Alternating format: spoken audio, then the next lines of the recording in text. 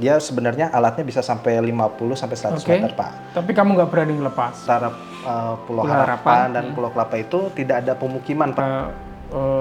Terisolasi. Selama 1 bulan, Pak. Yang paling sulit itu adalah membunuh kebusanan itu sendiri. Sudah membuat software pasang surut, LP tides, dan juga untuk koreksi structure from motion, foto udara untuk pemetaan batimetri, Pak. Perlu kita perbanyak orang-orang yang militan kayak Anda ini ya. Pemirsa, kita berjumpa lagi dalam Jejak Surveyor Senior yang diselenggarakan oleh Badan Informasi Geospasial untuk mengulas pengalaman dari para surveyor pemetaan dan juga praktisi serta pemerhati di bidang informasi geospasial dalam arti yang luas. Bercerita tentang hal yang belum pernah dibicarakan sebelumnya dan juga keunikan-keunikan yang dialami oleh para surveyor ketika mereka berada di lapangan. Acara Jejak Surveyor ini akan membantu kita membuka cakrawala pengetahuan kita tentang informasi geospasial dalam arti luas untuk menambah literasi geospasial kita. Dan pada sesi kali ini kita akan bersama surveyor yang sangat tangguh. Dia namanya Mas Teguh Sulistian. Iya, Pak. Ya, selamat datang di Jejak Surveyor, Mas Teguh. Ya, terima kasih, Pak. Ya. Mas Teguh Sulistian ini sebagai seorang surveyor yang bekerja di Badan Informasi Geospasial dan tugasnya kurang lebih banyak di bidang marine geospasial, mengambil data, melakukan pengukuran dan melaksanakan survei terkait dengan data kelautan, data spasial di bidang kelautan. Oke, Mas Teguh, mungkin untuk membuka bisa menceritakan siapa Anda sebenarnya? Iya, Pak. Iya, Pak. Kalau pertanyaannya siapa saya, tadi sudah sedikit. Nama saya Teguh Sulistian, Pak. Saya memang sekarang mungkin saya di Direktorat Pemetaan Rupa Bumi Wilayah Laut dan Pantai. Oke, dan saya on board di BIG ini dari tahun 2018. 5 tahun? Ya, 6 tahun? 6 tahun jalan, Pak, sekarang. Dan memang dari awal saya berkecimpung di bidang marine, Pak, baik di pesisir maupun di laut lepas. Dan background saya ini geodesi, Pak, seperti itu. Dan saya domisili asli Bogor, Pak. Jadi memang saya milih BIG ini karena bidang pemetaan. Dan rumah saya Bogor, Pak. Di dekat ya? Dari dekat, Pak. Tapi Anda mendapatkan tugas yang tidak pernah dekat dari rumah. Betul, Pak. Karena Bogor tidak punya laut. Iya. Jadi pemirsa, surveyor pemetaan itu bekerja bisa di wilayah darat untuk mendapatkan data spasial terkait wilayah darat dan juga bisa di lautan. Data spasial di lautan banyak macamnya, mulai dari garis pantai, mulai dari identifikasi pulau kecil, sampai dengan pemetaan batimetri atau kedalaman laut, dan bukan kedalaman 0 sampai 40 meter saja, tapi betul, juga sampai 4.000, 8.000 meter. Tentu dengan equipment tertentu, dengan peralatan tertentu, dan kadangkala surveyor ini harus berada di tengah laut dalam waktu yang agak lama karena melakukan survei. Nah, kita akan kupas dulu. Mas Teguh, tugas utamanya apa? Kurang lebih dalam 2 atau 3 tahun terakhir, bisa diceritakan? Iya, Pak, untuk tugas utama saya memang surveyor pemetaan, khususnya di wilayah laut dan pantai. Memang unsur rupa bumi ini bukan, kalau kita ngomong unsur rupa bumi kan, buminya ini bukan hanya darat, Pak. Bumi kita ini terdiri antara darat dan laut. Tugas utama saya seperti akuisisi data geospasial dasar di wilayah laut dan pantai. Data geospasial dasar ini bisa berbentuk digital elevation model dan di wilayah laut dan pantai. Kemudian tugas selanjutnya adalah memproses data geospasial dasar wilayah laut dan pantai itu menjadi informasi geospasial dasar yang sudah tadi disebutkan oleh Pak Kepala, salah satunya itu garis pantai, kemudian hipsografi wilayah laut, dan juga kita mengumpulkan data nama rupa bumi wilayah laut, Pak. Nah, Itu tugas utama kami di dulunya Pusat Pemetaan Kelautan dan Lingkungan Pantai. Dan pengalaman menarik ya, kita sudah banyak menggunakan equipment Pak ya, karena kita banyak basic kegiatan yang berbentuk swaklola.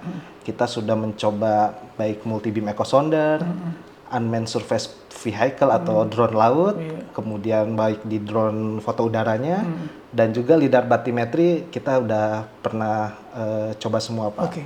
Nah, sebelum lebih jauh ke situ, tadi disampaikan ada 2 hal besar. Pertama, akuisisi data di lapangan, yang kedua melakukan pemrosesan. Betul. Apakah memperlakukan pemrosesan itu juga kerja seorang surveyor? Iya Pak. Oke. Anda lebih banyak di mana? Di melakukan pengukuran pengambilan data di lapangan atau pemrosesan data setelah dari lapangan untuk dijadikan informasi? Untuk beberapa tahun kebelakang ini Pak, kita biasanya ada rolling ya Pak. Kadang-kadang tahun ini kita akuisisi, kadang-kadang ini di pemrosesan data. Tapi biasanya kita jadi terintegrasi Pak. Jadi udah dari akuisisi data, yang pengolahannya ya kita juga Pak gitu. Berarti pulang masih harus bekerja. Betul Pak. Dari A to Z ya. Iya, jadi namanya komprehensif. Iya, integrasi aja Pak gitu. Oh, itu bukan kerja rodi namanya ya. Oh, namanya integrasi ya. Iya Pak.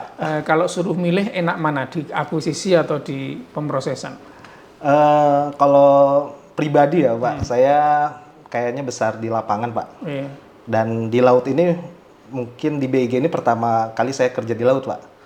Tapi saya menemukan kenyamanan mungkin ya Pak istilahnya. Sebelumnya Anda nggak pernah berinteraksi dengan laut ya? Rumah di Bogor. Iya Pak. Magang juga nggak pernah di lautan. Betul. Mungkin riset Anda juga nggak terkait laut. Betul ya. Pak. Tiba-tiba ditugaskan ke laut aja. Iya ke laut aja, kayak dibuang ya Pak. Ya, dibuang. Kaget nggak pertama kali tugasnya langsung ke laut itu? Iya Pak. Jadi memang waktu penempatan dari CPNS itu, saya kan udah di penempatan di pemetaan kelautan Pak.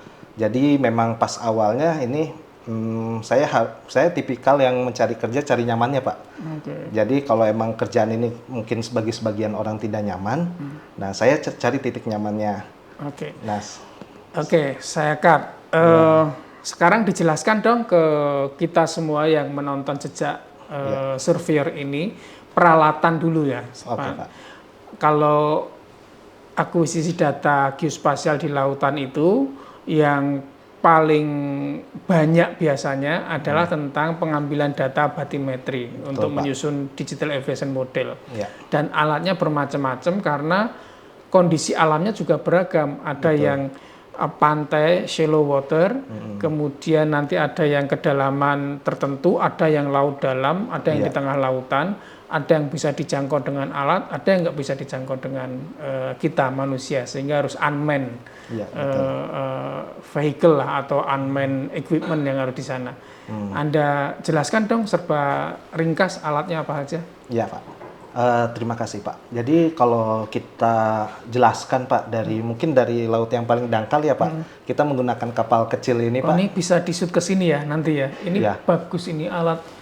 Ya. Ini tanpa awak ya? Tanpa awak Pak. Kita jadi menggunakan ground control station di darat atau di kapal. Oh, tak pikir ini pakai life jacket mau dinaikin enggak ya? Jadi ini kita pakai life jacket sebagai safety kita Pak. Jadi waktu mau nurunin. Ya, kalau ini kan pantainya berpasir Pak. Iya. Jadi biasanya kita di kedalaman 1 meter dulu baru kita deploy si alat ini Pak. Ini unmanned surface vehicle ini membawa sensor single beam echo sounder Pak yang kita miliki di BIG. Dan ini memang kita untuk akuisisi dari 0,3 Pak, 0,3 meter sampai kedalaman, ya dia sebenarnya alatnya bisa sampai 50 sampai 100 meter Pak. Tapi kamu nggak berani ngelepas? Nggak berani Pak. Jadi kamu kalau ngelepas sampai 10 meter berani? Iya Pak. Berani. Karena takut terlalu ke tengah hilang ya? Iya kamu Pak. nuker mahal. Iya, gaji saya nggak cukup Pak kayaknya. Nah jadi kita ini biasanya memang kita ambil untuk perairan dangkal Pak. Jadi sampai perairan sampai sekitar 10 meter sampai 20 meter kita ambil data training. Data training ini kita gunakan untuk estimasi data batimetri menggunakan citra multispektral Pak. Mungkin dikenal banyak kalangan itu satelit derived batimetri Pak. Jadi data sampelnya kita kumpulkan, data batimetrinya kita ekstrak dari citra Pak. Citranya apa? Nah, biasanya kalau untuk lokasi yang kedalaman 0 sampai 10 meter atau daerah tertentu misalnya kondisi alamnya yang let's say tenang gitu Iya, atau Pak. seperti apa, mungkin Anda punya spesifikasi citra satelit tertentu. Iya Pak, kalau ini Pak, untuk estimasi kedalaman perairan dangkal ini, biasanya kita menggunakan beberapa citra. Mungkin kalau yang berlangganan ada citra Sentinel-2 Pak, Oke. citra Sentinel-2, dan mungkin kalau untuk meningkatkan akurasi kita bisa menggunakan QuickBird, spot seperti itu Pak. Oke. Ya. Nah, jadi data trendingnya kita gunakan, lalu kita gunakan mesin learning Pak untuk estimasi kedalamannya. Seperti itu. Oke. Berarti kamu juga yang mengerjakan sampai dengan Iya Pak. dealing dengan mesin learning Iya. artificial. Oh, Dari iya, mulai Anda modul. deploy-nya sampai jadi Memang garis seluruh surveyor harus bisa kayak gitu. patin. Enggak juga, kamu jangan menciptakan standar yang terlalu tinggi buat teman-teman surveyor yang lainnya. Iya, Ya, Pak. oke, ini alat pertama. Alat kedua. Alat kedua kita ada ini GPS-nya Pak untuk base station di darat. Next, nanti kalau di perairan yang lebih dalam kita ada multi beam echo sounder Pak. Ini digunakan untuk apa? Yang ini tadi sebelum ini. Oh yang ini yang GPS Oh, ini GPS. ya Pak. Oh, ini untuk apa? Ini buat referensi si unmanned oke. surface vehicle yang tadi Pak. Oke. Berarti ini satu paket dengan yang tadi ya, ini harus Iya hadir ya. Pak. Ini kita bikin tenda Pak di lapangan kayak mini camp lah Pak. Oke, untuk alatnya itu ya. Ya ini kita kadang-kadang mengamat Memang sampai malam bisa ya. Iya, Ini masih Pak. bisa berfungsi ya, nggak Betul masalah. Pak, GPS Pak. Jadi kita mengejar ketelitian di bawah 10 sentian Pak ini. Jadi kalau stasiun course BIG-nya itu jauh, ya kita akan mengamat sampai malam Pak. Untuk mendapatkan itu ya. Ketelitian yang bagus, Apa ya. namanya, representativeness dari GPS dan satelitnya untuk Iya, mendapatkan betul, Pak. ketelitian. Dapat Nah, kalau yang ini yang tadi Pak, multi beam echo sounder Pak. Nah ini kita sedang instalasi alatnya di kapal. Biasanya kita gunakan kapal nelayan atau kapal-kapal barang yang ada di lokasi tersebut. Nah, jadi alatnya kita install karena portable Pak, dan multi beam yang kita miliki ini Pak, kedalamannya bisa sampai kedalaman 200 hingga 400 meter bisa. Oke. Kemarin kita juga sampai ke 8.000, 6.000 pakai yang mana? Oh, itu kita pakai alat BPPT atau BRIN ya Pak. Oke, tapi Baru multi beam. multi beam juga. Ini sampai dengan kedalaman 400 ya. 400 yang dimiliki oleh BIG Pak. Oke. Sulit nggak melakukan pengukuran? Relatif ya Pak. Kalau kesulitan mungkin kesulitan awal saya ketika karena saya sebelum masuk BIG saya belum pernah memegang alat ini nih, multi beam. Sulit ya. Ya, learning curve-nya atau saya harus belajarnya harus lebih cepat karena biasanya kan kita output harus tahun itu dan kesempatan belajar kita ya di tahun itu ya Pak. Jadi kalau ada pepatah yang ngomong dalamnya laut bisa diukur, Iya Pak. ya memang bisa tapi sulit gitu ya, agak sulit ya. Iya, Dan repot karena laut kita luas sekali, 2/3 Betul, luasan kita adalah lautan. Lebih luas Pak daripada daratan. Kalau pakai multi beam echo sounders dan Anda dengan menggunakan kapal, sementara area yang akan kita ukur itu luas, bisa jadi kan berhari-hari tidak pulang berada di kapal. Betul Pak. Berapa lama pengalaman yang sudah Anda pernah lakukan untuk berada di kapal melakukan survei? Iya Pak. Yang mulai dari yang paling lama ya Pak. Iya. Yang paling lama saya pernah di sini Pak. Gimana? Di utara. Peta. Kembali ke peta nih. Nah, saya pernah di sini Pak. Itu sudah di utaranya Papua Nugini. Iya betul Pak. Perbatasan dengan Palau. Palau. Iya, dengan negara Palau. Berapa lama Anda di sana? Jadi waktu itu saya di sana on board selama 1 bulan Pak. On board selama 1 bulan? 1 bulan. Anda sudah berkeluarga belum? Sudah Pak, pada saat itu juga sudah. Sudah punya anak? Sudah pada saat itu. Anda pulang anaknya bingung, ini siapa datang ke rumah saya? 1 bulan ya ditinggal. Iya itu Pak yang menarik. Pas pulang saya mungkin lebih hitam dari ini ya. Lebih hitam, lebih brewok, lebih brewok dari ini, lebih gondrong dari tidak ini. terurus gitu ya. Iya ini siapa ini gembel dari mana ini. Sana Anda bingung nanya sama ibunya. Bu itu ada om-om di rumah nggak pulang-pulang gitu kan. Iya, sempat nggak mau digendong Pak saat itu. Makanya, iya. Nah 30 hari tidak bisa video call Pak. Iya. Tidak bisa video call dan kita ngirim WA tuh pagi Pak. Mungkin ya kita biarkan saja Pak. Biasanya terkirim besoknya atau malamnya gitu Pak. Baru Tahun berapa itu Anda? 2019 Pak. Itu WA atau SMS? WA Pak udah. Oh WA sudah ya. Iya. Oke. Jadi emang berlangganan untuk sinyal internet tapi terbatas sekali Pak. Pekerjaan melakukan pengambilan data melalui multi beam ini sebetulnya sibuknya di awal waktu instalasi, karena setelah Betul, itu kita akan melakukan pemantauan. Iya Pak. Betul. Kerjanya cenderung lebih membosankan karena Iya, hanya betul. menunggu alat. Iya. Yang paling sulit itu adalah membunuh kebosanan itu sendiri. Nah, apa yang Anda lakukan di tengah laut, Iya. membunuh kebosanan dengan teman-teman Anda satu tim yang sudah Anda Iya. lihat selama berminggu-minggu, tentu lebih membosankan wajahnya. Itu aja ya Pak. Iya. Nah jadi Pak, ini kegiatan rutin kita ya pada saat di Barunajaya. Oh bukan yang ini ya. Mana? Back lagi aja di sini aja nggak apa-apa. Iya. Nah jadi setiap hari. Ini equipmentnya ya, harus Betul, Anda Pak, salah terangkan. satunya. Ini harus dikasih pengaman. Ya Biar pemberat. pemberat pengaman juga ya, Iya, kalau betul, ditabrak ikan hiu atau macam-macam ya. Megalodon, kan, Pak. Iya, megalodon dan lain sebagainya. Ya. Iya. Terus? Ini biasanya ini namanya sound velocity profiler Pak. Jadi kita biasa ngukur sampai kedalaman 2000 sampai 3000 meter Oke. di sana dan kita deploy dia ke laut Pak. Nah untuk membunuh kebosanan kita iseng Pak nih. Di sana mana banyaknya laki-laki semua ya Pak. Iya. Kebetulan pasif saya nggak ada Yang cewek perempuan. Ya beruntung lah. Ya. ya itu laki-laki semua. Iya. Salah satu membunuh kebosanan ya biasanya kita taruh pop mie ya. Ada contohnya Mana? ya. Next mungkin. Nah ini. Oh, ini survei. Ya. Nah ini Pak. Ini apa ini maksudnya? Ini ada Samudra tutup Pasifik. pop mie tertulis Samudra Pasifik minus 3000. Iya. Sekian ini koordinat. Betul Pak. Terus ini tiba-tiba ada kaleng pop mie seukuran kaleng Yakult. Iya Pak, nggak? betul. Nah, kamu ceritakan. Ya Pak, itu memang kita ya tadi bilang iseng ya Pak. Ya kita bawa kenang-kenangan lah Pak dari Samudra Pasifik. Oke. Kita nggak bisa dapat ikannya ya kita turunin pop mie biasanya Ini pop mie utuh ya, yang Pop masih mie utuh. Oke, masih tertutup kan? Kalau nggak tertutup nggak bisa kan? bisa juga sih Oh, Pak. bisa juga, oke. Nah, jadi kita turunkan Pak kadang-kadang botol minum mineral, air mineral. Kadang ini gitu Iya, ya. kadang ini biasanya kita habis makan kita kumpulin. Iya. Terus keesokan harinya kan untuk SPV ini kita memakan waktu 1 hingga 2 jam, Pak. Untuk nurunin itu ya, Nurunin dan untuk naikin. profiling ya, oke. Hampir 2 Itu jam. kamu ikatkan di situ. Betul. Oke. Kita kasih kantong kresek, kita ikatin nih. Iya. Kadang-kadang ada yang hilang, kadang-kadang yang ada yang kalau ini. jangan sampai yang hilang ya. Kasihan mengotori lautan. Mengotori Kalau bisa, lautan. ya, Jangan harus ya. dia suruh minta maaf. Jadi itu Pak, itu koordinatnya saya tanggal 8 September itu Pak. 8 September 2019. Iya. Oke, 08, oke. Nah jadi kita taruh lah itu buat kenangan aja bawa ke rumah kayak gitu. Nih pop mie yang saya makan pernah nyampe kedalaman 3000 meter nih. 3000 meter ya. Kenapa bisa jadi kayak gitu ya? Itu mungkin karena tekanan Pak.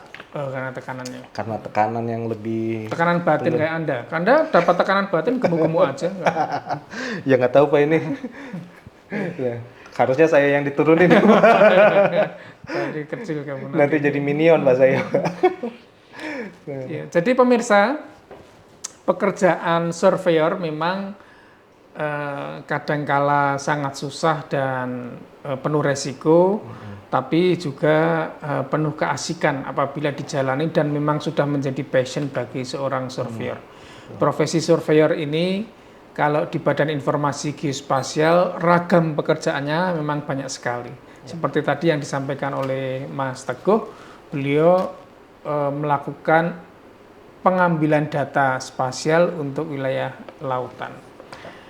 Dengan cerita-ceritanya yang menarik, mulai dari yang 0 sampai 10 meter sampai dengan kedalaman yang kita lihat di 3000 dan bahkan harus stay sampai 1 bulan di tengah lautan yang tidak mendapatkan sinyal, tidak bertemu dengan tetangga manapun, Anda terisolasi. Bahkan ada beberapa kegiatan yang harus Anda lakukan di sana, misalnya Anda membuat flying camp di atas kapal, atau saya dengar juga Anda upacara 17 Agustus di atas kapal. Ada gambarnya nggak? Ada Pak. Bagus nih kalau coba dilihat. Nah ini Pak. Nah ini upacara 17 Agustus Pak. Oh, ini memang nggak bisa merapat dulu gitu ya? Memang harus di kapal ya? Ya ini untuk action aja Pak. Oh, ya, enggak, ini komitmen Anda kan, profesi. memperlihatkan seriusnya Anda karena sudah mau berangkat dan 17 Agustus ini sebetulnya bagus ya, dimanapun kita berada, kita tidak pernah lupa untuk upacara Pak ya. Upacara NKRI. Rencana 17 Agustus ini Anda di kapal mana tahun ini?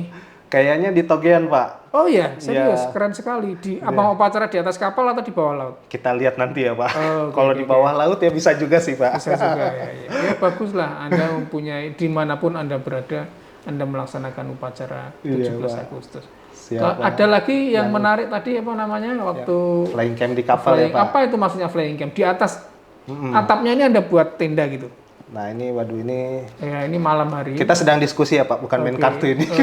Ini diskusi tentang rencana survei lah Pak ya. Jadi kita kadang-kadang ini untuk khusus di Pulau Seribu Pak. Biasanya di atas Pulau Harapan itu kan udah di atas tuh di utaranya sana Mas Anda. Ya. Di utara Pulau Harapan dan Pulau Kelapa itu tidak ada pemukiman Pak di sana. Ya. Nah, jadi kita kadang-kadang landing atau mendarat atau merapat itu di dermaga yang tidak ada penduduknya Pak. Nah, sempat satu malam kalau di dermaga kita bisa tidur di dermaganya Pak. Betul. Tidur di dermaga kita pakai apa namanya selimut segala macam atau sarung Mbak. Biasanya kita surveyor yang paling cari gampangnya aja. Sarung dan kadang-kadang kita tidur di atas kapal Pak. Sempat semalam kita tidak bisa merapat ke Pulau Sebaru Pak namanya. Sebaru besar, kemudian kita harus merapat di daerah, tidak bisa merapat ke darat, kita cari area yang terlindung karang Pak. Itu kalau nggak salah di Pulau Pejaliran, itu pulaunya Taman Nasional Kepulauan Seribu. Nah di sana itu kita hanya di atas kapal Pak, bermalam di atas kapal. Ini kapalnya yang kecil Pak, kalau kapal Barunajaya yang tadi fasilitas banyak lah Pak. Kita makanan banyak kayak gitu, ransum banyak, terus ada alat gym juga ada. Nah kalau ini kapal nelayan biasa, ukurannya hanya 13 GT, kita bermalam semalam di terlindung karang saja Pak, di Pulau Pejaliran. Nah saat itu ya kita tidur di kapal, ada putrinya juga Pak, dan kita pada saat itu stok makanan tinggal hanya nasi dan mie Pak. Akhirnya Anda masak nasi, lauknya mie. Lauknya mie. Kalau Anda ada kerupuk lengkap itu ya. Mie, nasi sama kerupuk karbo semua, luar biasa. Kalau mungkin di Jogja itu kita sebutnya magelangan ya Pak. Magelangan, nasi sama mie dicampur. Iya, kita masak saat itu. Ya, kalau mie kan bisa dibuat mie kuah, kalau nasi kan nggak bisa nasi kuah. Betul bedanya Pak. itu ya. Iya. Jadi ketika itu ya kita masak sendiri gitu Pak, dan dibantu oleh kru kapal ya. Jadi seperti ini contohnya kita masak sendiri kayak gitu. Ini saya sedang persiapan masak untuk sarapan saat itu Pak. Mungkin kita masak magelangan nasi goreng saat itu, dan mungkin ini cikal bakal kita dari PKLP juara 1 nasi goreng Pak. HIG tahun lalu Pak. Setelah Anda punya pengalaman banyak, begitu di kantor ada perlombaan masak-memasak, Anda juara. Iya itu Pak. Iya. Kita pengalaman, kita udah masak di atas ombak Pak. Sekarang cuma begitu di darat Anda aja. di darat, Anda juga goyang-goyang nggak kalau masak itu nggak ya? Oke, siapa tahu pengalaman di laut enak itu karena Anda dengan goyang, sehingga masak di darat harus dengan goyang, biar enak. Iya Pak. Ya kalau surveyor itu kan adanya rasa hanya enak sama enak sekali Mas. Jadi kalau yang menjadi juri juga para surveyor pun ya masakan Anda akan dinilai enak sekali. Siap Pak. Pemirsa, Mas Teguh ini selain punya pengalaman di dalam survei laut, beliau juga mempunyai kelebihan melakukan programming, sehingga mungkin ini ada paket komplit ini sebenarnya. Bisa diceritakan Mas Teguh? Oke Pak, kalau programming ini sebenarnya sama Pak. Saya baru belajar di BIG Pak. Dulu mungkin dulu waktu zaman-zaman CPNS tuh lagi gencar-gencarnya AOC Pak, Agent of Change, terus reformasi birokrasi Pak segala macam. Ya sampai sekarang juga masih harus gencar AOC, kalau enggak berhenti organisasi kita. Kan harus agile, adaptif terhadap perubahan, harus ada agent of change kayak Anda ini. Perlu kita perbanyak orang-orang yang militan kayak Anda ini ya toh. Lanjut. Ya Pak, jadi pada saat itu ditugaskan lah mungkin oleh kampusnya cari program-program perubahan lah di PKLP khususnya seperti itu Pak. Nah pada saat itu mungkin saya belajar Pak, belajar programming via YouTube Pak. Jadi emang baru di BG saya belajar seperti programming MATLAB atau Python gitu, belajar dari YouTube gitu. Dan pertama memang kayak program pasang surut Pak. Jadi PKLP pada saat itu belum punya apa namanya perangkat lunak Oke, yang untuk berbayar. mengolah itu ya. Pasang surut Oke. masih by script atau seperti itu Pak. Nah Ada banyak orang nggak yang bisa programming atau coding gitu di tempat Anda? banyak Pak, ada Oke, udah ya. beberapa Pak. Semuanya bisa, termasuk bisa mempermudah dalam proses pengolahan data pasca dari lapangan. Iya pengambilan Pak, data tujuan ya. utamanya itu Iya, Pak. oke. Anda sudah melakukan atau membuat program apa saja untuk direktorat Anda, untuk pusat Anda? Iya Pak, khususnya di wilayah laut ini, kalau saya yang udah itu membuat graphic user interface Pak. Jadi software yang seperti software berbayar dan ada klik-kliknya gitu Pak. Oke. Jadi bukan script aja, saya sudah membuat software pasang surut, LP tides dan juga untuk koreksi structure from motion, foto udara untuk pemetaan batimetri Pak. Seperti itu. Jadi dua itu. Sampai sekarang masih dipakai? Iya Pak, masih dipakai, digunakan dan kita jadi tidak harus membeli software. iya, Software jadi seperti itulah Pak reformasi birokrasinya. Iya. Karena sebetulnya kalau kita siap dengan data dan informasi geospasial, terutama nanti yang skala besar, maka kita perlu dorong untuk mengembangkan banyak aplikasi, banyak startup, banyak program, agar ini mempermudah Ya, Pak, pemanfaatan untuk semua lini, termasuk hilirisasi dan termasuk untuk pengembangan dan pertumbuhan perekonomian. Karena kalau ini maju, industri bisa berkembang gitu kan. Iya, Coba kalau Anda bayangkan kalau program yang Anda buat ini difinalisasi yang bagus, dikemas yang bagus, kemudian ditawarkan ke industri, dipakai oleh tempat lain, kan luar biasa. Iya Pak. Boleh kok Anda sebagai surveyor juga mempunyai kapasitas seperti itu, ya toh? Iya, Pak. Lumayan nanti Anda punya software yang ada inisialnya Teguh gitu, kan. Keren sekali ya nggak? Sementara masih open source sih Pak. Ya nggak apa-apa. Dari situ kan kemudian kita open source juga bisa kan digunakan untuk banyak aplikasi, dimanfaatkan untuk banyak kepentingan. Siap. Ini bagus ini. Nah, Mas Teguh, setiap yang dilakukan oleh para surveyor di lapangan itu mengandung beragam resiko yang berlainan. Di darat Setuju, juga ada resikonya, di lautan juga ada resikonya. Anda sebagai seorang surveyor, persiapan apa yang Anda lakukan dalam melaksanakan survei di lapangan dan untuk melakukan antisipasi terhadap berbagai permasalahan yang mungkin saja muncul? Iya, Pak. Anda ini perlu sampaikan agar para surveyor yang lainnya, surveyor muda terutama, belajar dari pengalaman Anda. Siap Pak. Jadi resiko memang banyak Pak di laut itu. Yang paling ringan itu resiko masuk angin Pak. Ya, untuk mengantisipasinya, satu bawa tolak angin, dua bawa koin 1000 Pak. Oh iya, untuk keroan. Iya, keroan di laut Pak. 1000 kalau kertas juga nggak bisa ya. Nggak bisa Pak, harus koin Pak ini spesifik 1000. Nah, 500-an nggak bisa ya? 500 agak sakit Pak. Oh, nggak sakit. Kalau yang koin 2 euro gitu mau bisa? Waduh, saya belum pernah lihat Pak kebetulan Pak. Lanjut. Nah, jadi itu resiko paling itunya paling lah, kecil karena ya. kena angin segala macam dan Equipment misalnya untuk equipment pribadi apa yang menurut Anda harus wajib ada gitu? pertama kalau saya obat-obatan pribadi mungkin yang melekat di perorangan. Jadi kita harus aware dengan kesehatan kita. Misalnya punya penyakit spesifik A, kan kita nggak bisa nyari Indomaret Pak di tengah laut nih. Iya, harus bawa ya. Ya harus kita bawa Ini Pak. penyakit yang terkait penyakit dalam kan, kalau gudik koreng itu kan enggak ya? Wah itu umum Pak kayaknya di Umum surveyor ya Pak. Oh iya, oke. Terus? Nah, terus kalau kedua kita antisipasi cuaca Pak. Kadang-kadang di laut ini cepat sekali berubahnya Pak. Walaupun kita sudah melihat prediksi BMKG dari Citra Himawari dari Jepang kayak gitu Pak. Jadi kita memang kayak di Barunajaya ini kita sempat terkena cyclone atau typhoon ya.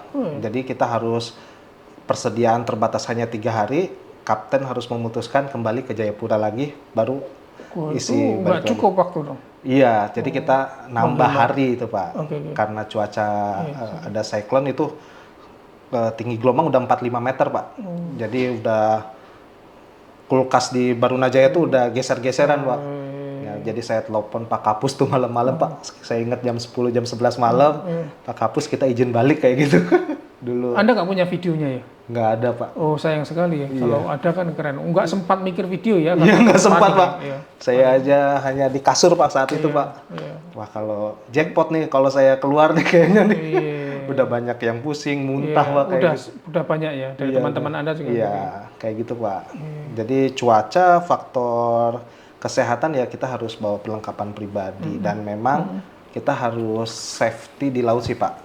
Jadi ada sih foto safety Apa? kita ya. Safety-nya maksudnya apa? Ada nggak Deck. fotonya safety? Deck. Nah, Oh, ini kita safety briefingnya. safety induction, Pak. Kita memang selalu resiko kan. Iya. Kita mungkin kalau kerja di luar kapal kita pakai pelampung, kalau lagi nurunin SPV atau apa tersandung, Kadang, kita iya, jatuh iya, ke laut. iya. Nah, terkadang personil di surveyor laut ini harus dilengkapi dengan equipment seperti ini, Pak. Pelampung, helm, dan coverall buat baju surveinya yang tahan api. Iya. Terakhir Mas Teguh, Iya, sebelumnya terima kasih setelah berada di Jejak Ya, Surveyor. Pak. Senang hati, Pak. Menurut Anda, apa yang harus kita lakukan untuk menghargai profesi ini? Oke, Pak. Kalau menghargai profesi ini, Pak, saya sadar saya kan hidup ini, Pak. Dalam 6 tahun ini di BIG, ya surveyor ini salah satu penunjang hidup saya ya, Pak. Dan sumber rezeki saya dari sini. Ya, satu kita harus mensyukurinya, Pak. Kita harus mensyukuri selama 6 tahun ini kita dapat mungkin bisa dibilang rezeki dan ilmu yang bertambah, Pak. Pengalaman juga ya? Pengalaman pastinya, Pak, bertambah dan relasi, Pak. Oke. Jadi bisa kenal banyak orang, kenal dengan warga-warga lokal sekitar, dan juga saya seperti saya bilang sebelumnya, saya harus menyenangi sesuatu yang saya jalani, Pak. Oke. Jadi ketika saya memang baru di BIG ini survei di laut, ya saya harus cari titik kesenangannya Senangnya itu di apa. mana? Jadi saya di laut ini ya tadi, Pak, saya anggap ini sebagai hobi. Mungkin saya juga jadi semacam stress release, Pak. Jadi hobi saya kan berenang gitu, Pak. Oh gitu ya. Jadi- Anda nggak hobi mancing ya? Kan bisa sambil dapat ikan kalau Oh, kalau mancing saya lebih suka makan hasil pancingannya. pancingannya, oke. Iya, Pak. Jadi cara Anda untuk menghargai profesi, pertama Iya. Anda bersyukur dengan yang sudah Anda kerjakan, dan Betul, kedua Anda mencari enjoy-nya Iya, Pak, betul. dari profesi yang Anda jalankan. Mas Teguh, sekali lagi terima kasih. Siap, Pak, Pemirsa, sama-sama. kita berjumpa lagi di Jejak Surveyor berikutnya. Sampai jumpa.